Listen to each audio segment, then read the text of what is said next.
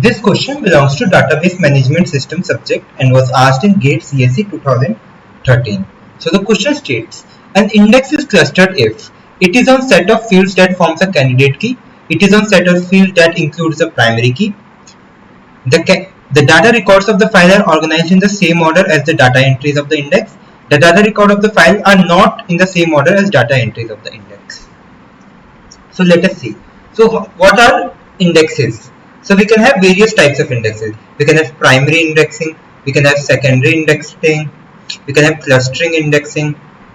So what is a clustering indexing? Suppose there is a database table, then we may have various attributes like A, B, C, D, E. A combination of attributes may be a candidate key or a primary key. But suppose we want to search for an entry. Let us suppose C represents roll number, or let us assume C represents name of a candidate. And we want to search by the name of the candidate. So what we will do is that we will sort by in alphabetical order by name. So first A alphabets will come, then B alphabets, then C alphabets. So is there a possibility that we can have two Deepak? Yes, Deepak is a common name. We can have two Deepaks and even many Deepaks. Okay, in a university. So clustering indexing happens when we sort the file based on a non-key attribute.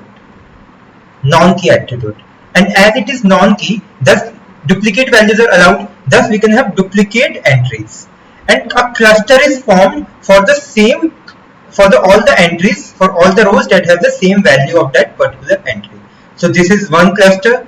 If there is only one Chavi, then it is a single cluster. If there are two Bhanu or three Bhanu, then these three form a cluster, and it is used for searching. So it is on the set of fields that forms a candidate key. No, it is on non-key attribute. So on primary key, no. The data records of the file are organized in the same order as the data entries of the index. Yes, because they are sorted based on this value only. So correct answer is option C.